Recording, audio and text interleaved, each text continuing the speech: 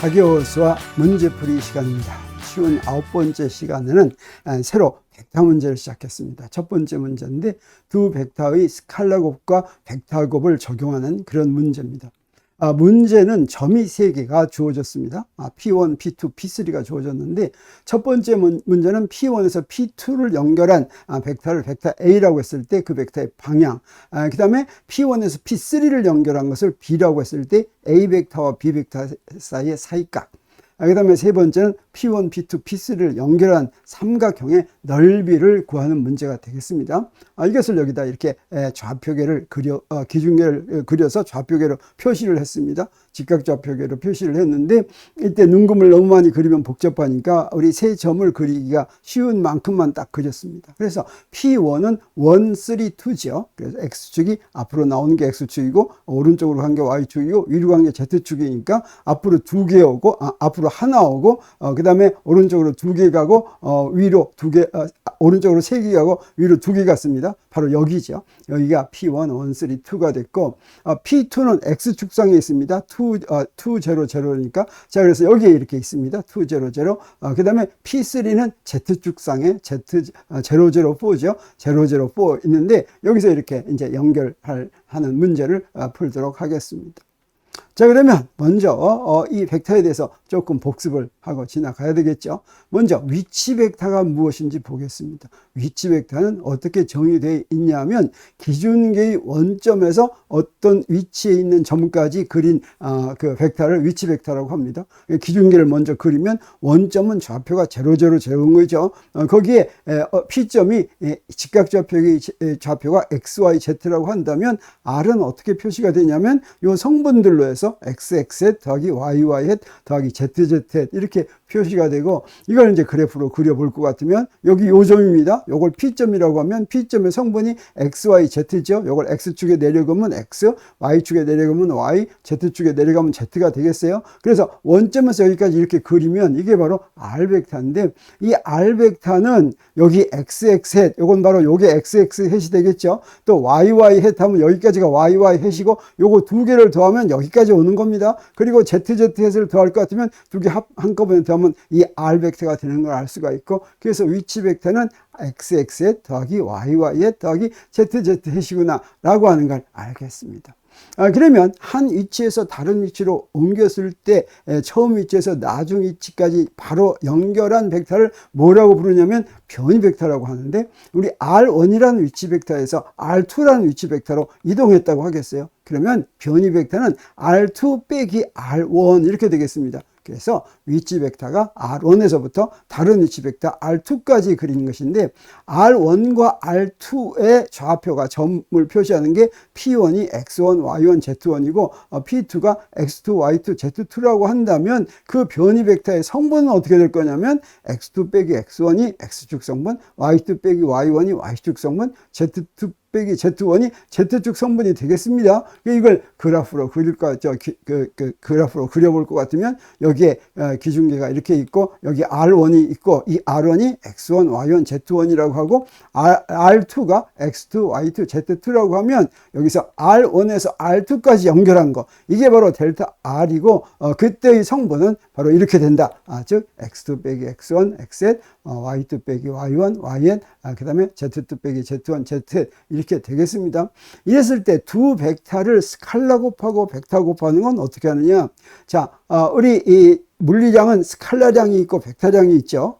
그래서 스칼라량에다 스칼라량 더하면 스칼라량이 되고 벡터량에다 벡터량을 더하면 벡터량이 되는데 또 스칼라량에다 벡터량을 곱하면 어떻게 됩니까? 그럼 벡터량이 되죠. 근데 벡터량과 벡터량을 곱하면 스칼라로 만들 수도 있고 벡터로 만들 수도 있습니다. 그래서 그 둘을 구분을 하는데 구분하고 이제 곱하기 표시도 다르게 써야 되겠죠. 그래서 스칼라 곱은 어떻게 쓰느냐? 점으로 씁니다. 그래서 A라는 벡터하고 B라는 벡터 사이에 점을 찍으면 이건 결과가 스칼라인 곱하기다.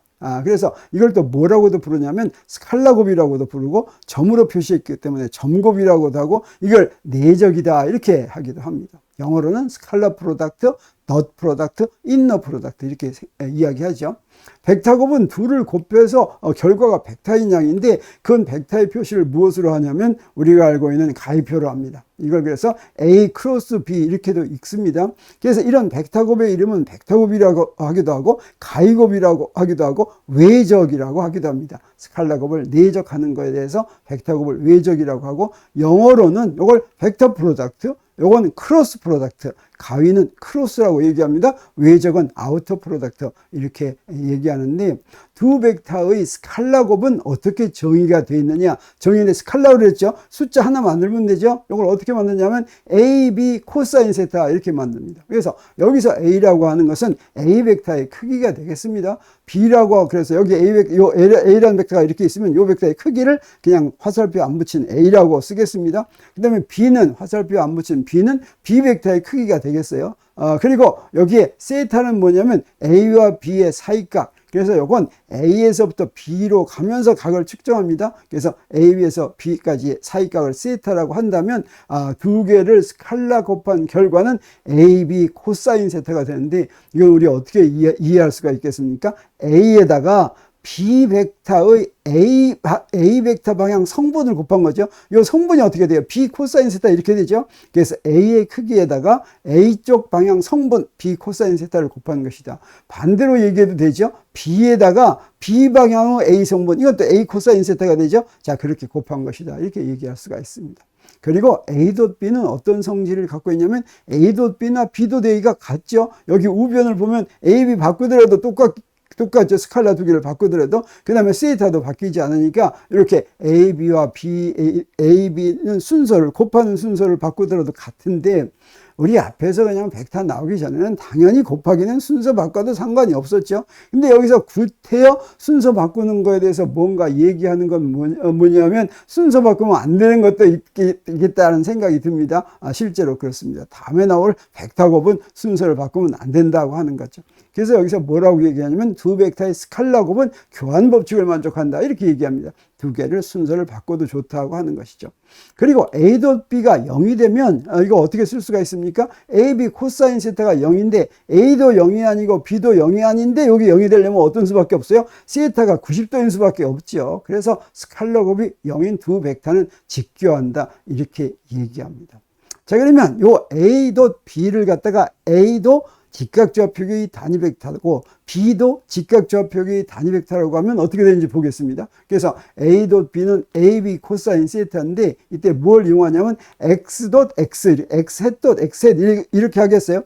단위 벡터는 크기가 얼마입니까? 1이죠. 1 곱하기 1. 그 다음에 같은 거니까 0도죠. 코사인 0도. 그럼 어떻게 됩니까? 1이 되죠. 근데 다른 거 하면 X.Y 하면 어떻게 됩니까? 1 곱하기 1하고 코사인 90도죠. 이건 0이 되죠. 요거 두 개만 해봤지만 우리 뭘 알 수가 있냐면 X.X, Y.Y, Z.Z는 1이 되고 그 다음에 다른 건 많죠. 6개가 되죠.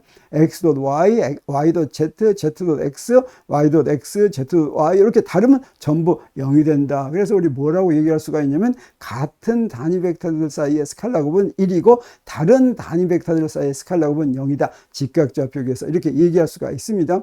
그러면 우리 두 벡터의 스칼라 곱을 바로 이 성질을 이용해서 직각좌표의 성분으로 표시할 수가 있습니다.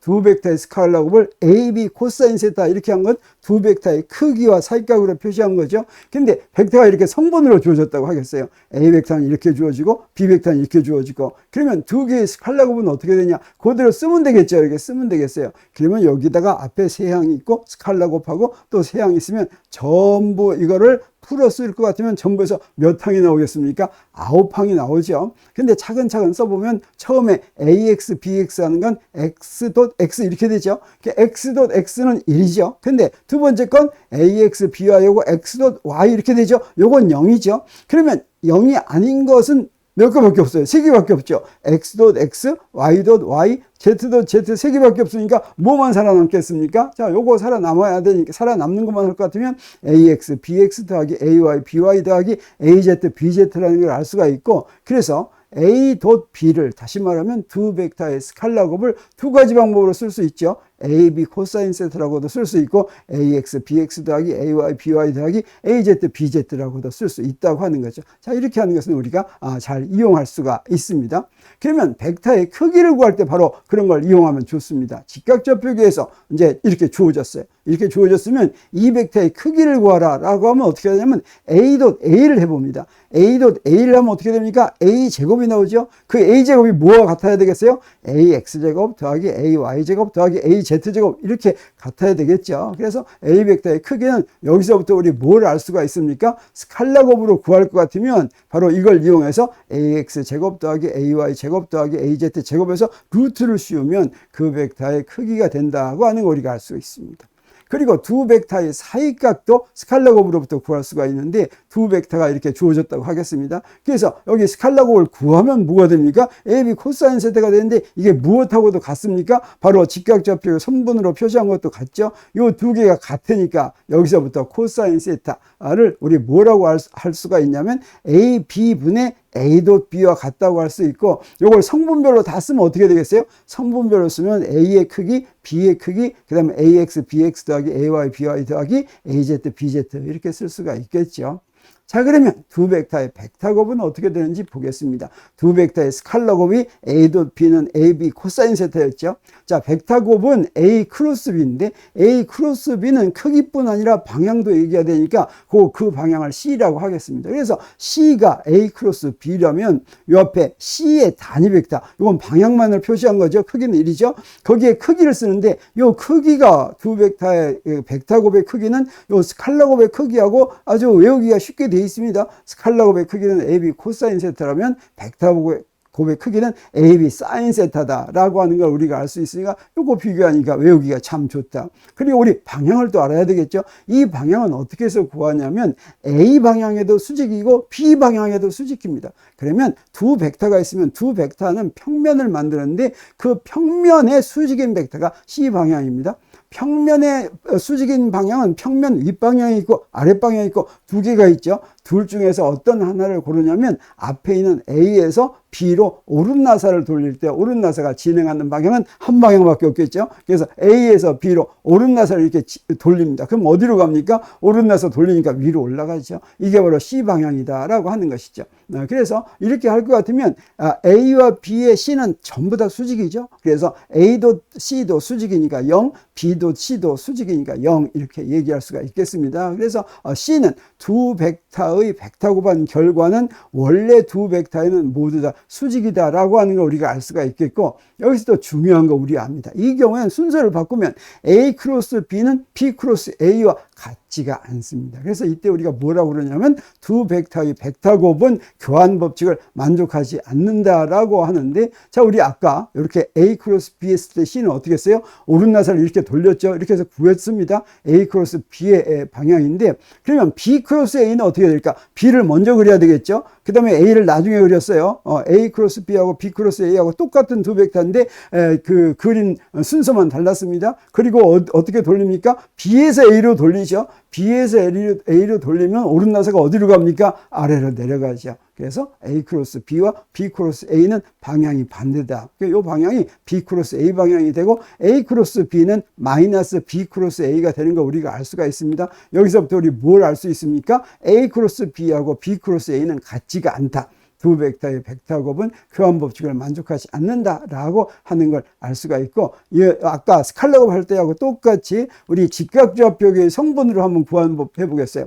A 크로스 B는 자 이렇게 된다고 그랬죠. 그러면 요거를 단위 벡터로 이걸 한번 써보겠습니다. 단위 벡터로 쓰면 X 크로스 X 하면 어떻게 됐어요? 1 곱하기 1 한 다음에 사인이죠. 사인 0도죠. 요거 0입니다. 근데 X 크로스 Y 하면 사인 90도니까 Z가 되겠죠. 그 X에서 Y로 돌리면 Z 방향이죠. 자, 이렇게 하니까 우리 뭘 알 수가 있냐면 같은 거면 X 크로스 X는 0이고 X 크로스 Y는 Z고 X 크로스 Z는 마이너스 Y가 됩니다. 순서를 바꿨으니까. 그래서 자, 이런 식으로 되는데 요거 어떻게 하면 그 마이너스가 나오는지 알려면 같은 벡터 단위 벡터들 사이의 벡터 곱은 0이다라고 하는 거 알고 다른 단위 벡터들 사이의 곱은 순환 순서를 따른다. 순환 순서라고 하는 건 XYZ, XYZ, XYZ 이런 겁니다. 그래서 X 크로스 Y는 플러스 Z인데 y 크로스 x는 마이너스 z이다 라고 하는 뜻이 되겠습니다. 자, 그래서 여기 x 크로스 y는 어떻습니까? 플러스 z죠. 근데 y 크로스 z는 요것도 플러스 x죠.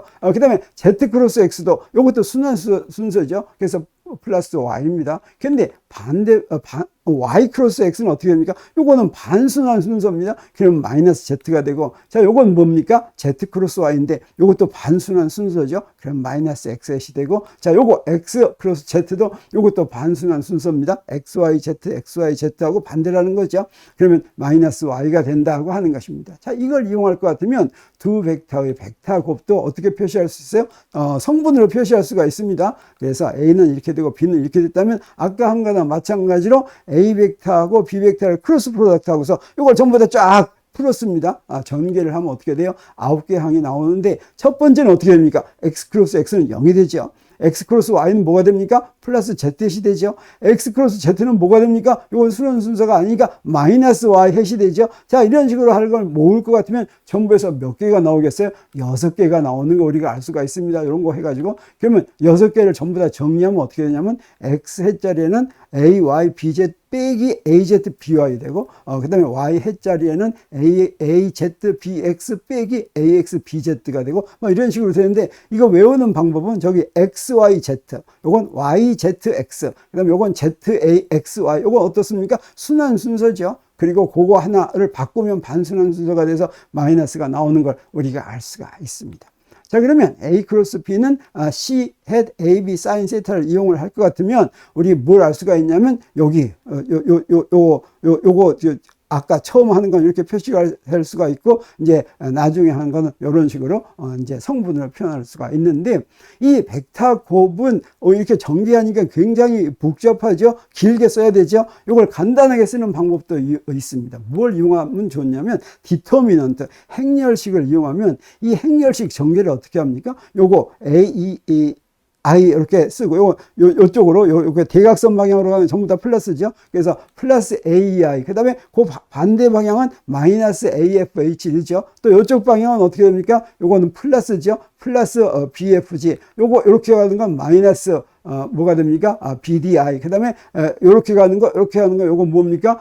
플러스 CDH. 그 다음에 요렇게 가는 건 마이너스 CEG. 이렇게 되죠. 바로 요걸 그대로 따라서 어떻게 쓰면 되냐면, 벡터 곱에다가 쓸 때 요게 되는데, 요게 되게 하기 위해서는 여기다가 디터미넌트에다가 맨 위에는 X, Y, Z 이렇게 쓰고, 그 다음에 AX, BY, AX, AY, AZ 이렇게 쓰고, 그 다음에 BX, BY, BZ 쓴 다음에 전개할 것 같으면 우리가 알고 있는 게 나온다. 하는 것입니다. 그리고 벡터 곱을 이용하면 우리 삼각형의 넓이도 구할 수가 있는데 여기 A라는 벡터가 있고 여기 B라는 벡터가 있는데 그거의 사이각이 세타라고 하겠습니다. 이때 그거 두 벡터로 두 벡터가 인접한 두 변이 되는 삼각형이 있다고 한다면 그때 그 높이는 뭐가 되겠습니까? 이건 B 사인 세타가 되죠. 그러면 이 삼각형의 넓이는 어떻게 구합니까? 2분의 AH 이렇게 되죠. 밑변 곱하기 높이. 근데 2분의 AB 사인 세타인데 AB 사인 세타가 바로 무엇입니까? A 크로스 B의 크기죠. 그래서 이 두 벡터의 벡터 곱은 바로 CAB 사인 세타가 되니까 그걸 이용을 해가지고 삼각형의 넓이는 2분의 A 크로스 B의 절대값 크기 이렇게 하면 된다고 하는 거 우리가 알겠는데 여기까지를 이용할 것 같으면 오늘 구할 문제를 전부 다 구할 수가 있습니다. 그래서 여기 아까 점 3개 그려놓은 게 있는데 첫 번째 문제는 뭐였습니까? P1에서 P2로 향한 벡터 A의 방향 구하는 거였죠. 그래서 P1에서 P2로 향하는 거 구하려면 어떻게 됩니까? 자, P1에서 P2로 이렇게 그려놔야 되겠죠. 이게 A라는 벡터입니다. 그리고 A라는 벡터의 성분은 어떻게 돼요? 두 번째 성분에서 첫 번째 성분을 빼면 되죠. 그거 어떻게 하면 됩니까? 자, 두 번째 거는 뭐냐면 2, 0, 0고 첫 번째 건 1, 3, 0니까 2, 0, 0에서 1, 3, 2를 빼면 되죠. 1, 3, 2를 이렇게 빼니까 그 결과가 뭐가 됩니까? X 빼기 3, X 빼기 3, Y 빼기 2Z 이렇게 됐습니다. 그러면 요거의 크기를 구할 때는 어떻게 하면 돼요? 두 개를 제곱해 가지고 루트 씌웠죠. 그래서 요거 각각을 제곱해서 루트 씌우니까 루트 14 이렇게 나오는 게 알았고 여기 벡터 A의 방향을 구하라 그랬으면 그냥 벡터 A 방향이다 이래도 되고 벡터 A의 단위 벡터를 구하면 좋겠죠. 단위 벡터는 어떻게 하면 되냐? 벡터 A를 크기로 나누면 됩니다. 그래서 단위 벡터 구할 때는 A의 단위 벡터는 A라는 벡터를 A로 나눈 것인데 A라는 벡터는 이렇게 돼 있으니까 크기가 루트 14니까 루트 14로 나누면 단위 벡터가 됐다. 이렇게 얘기할 수가 있겠습니다. 자, 두 번째 문제는 뭐냐면 이제 A라는 벡터가 있고 P1에서 P3를 향하는 B 벡터가 있는데 그 B 벡터는 어떻게 돼요? P1에서 P3를 이렇게 향하도록 이렇게 그리는 거죠. 그래서 우리 A 벡터는 이렇게 구해놨으니까 자, B 벡터를 여기다 이렇게 그려보겠습니다. 자, B 벡터도 또 우리 성분으로 바로 쓸 수가 있죠. 왜 그러냐면 P3는 0, 0, 4고 P1은 1, 3, 2니까 그대로 빼주면 되겠어요. 빼주면 이렇게 뺐더니 뭐가 됩니까? 마이너스 X에 빼기 3y 더하기 2z 이렇게 됐으니까 요거의 크기도 우리 금방 계산할 수가 있죠. 가만 봤더니 요 크기가 A 벡터의 크기하고 똑같이 나옵니다. 그래서 루트 14가 나왔어요. 그러면 두 벡터의 스칼라 곱을 먼저 구하면 자 A.B는 AB 코사인 세타인데 스칼라 곱 구하기 우리 쉽죠. 각각의 성분을 그대로 곱해서 더하면 되죠. 그래서 다 더했더니 뭐가 돼요? 4가 됐습니다. 자 그러면 코사인 세타를 구하려면 어떻게 하면 되겠습니까? 자, A라는 벡터는 이렇게 주어지고 B라는 벡터는 이렇게 주어지고 크기가 이렇게 주어졌는데 그 사이값 구하려면 어떻게 해야 되냐면 A.B는 AB 코사인 세타를 이용해서 코사인 세타는 AB분의 A.B 이걸 이용하면 되는데 우리 A하고 B하고 크기 두 개를 곱하면 루트 14 두 개 곱하니까 14가 됐어요. 그러니까 우리 A.B 구해놓은 거 있죠? 이거 계산하니까 얼마냐면 5가 됩니다. 그래서 이건 14분의 5인데 코사인 세타가 14분의 5니까 세타는 어떻게 돼요? 아크 코사인 14분의 5고 그것은 69.1도다라고 하는 거 우리가 알 수가 있습니다. 그리고 이제 마지막 뭐였습니까? 마지막 A와 B 두 벡터가 인접한 두 변이 되는 요 삼각형의 넓이를 구하라라고 하는 게 되겠습니다. 자, 그러면 이렇게 있는 이 삼각형이죠. 이 삼각형은 A라는 벡터 우리 구해놨고 B라는 벡터 구해놨고 그다음에 A 크로스 B도 우리 구하면 요거 어떻게 됩니까? 요거 이렇게 다 해서 구합니다. 그럼 뭐가 되냐면 마이너스 12x 빼기 6z 이렇게 되는데 이때 삼각형 P1, P2, P3는 어떻게 하면 구한다고 그랬어요? 2분의 1 하고서 A 크로스 B 한 다음에 그 크기 구하면 된다고 그랬죠. 그러면 2분의 1 하고서 요 벡터의 크기는 뭐가 돼요? 12의 제곱 더하기 6의 제곱 이렇게 하면 되니까 다 계산하면 얼마가 되냐면 3 루트 5가 되는데 자 이렇게 해서 삼각형의 넓이까지 다 구했습니다. 자 이렇게 오늘 문제 벡터 문제 가지고 쉬운 9번째 시간 됐는데 벡터 문제 이것으로 마치기로 하겠습니다.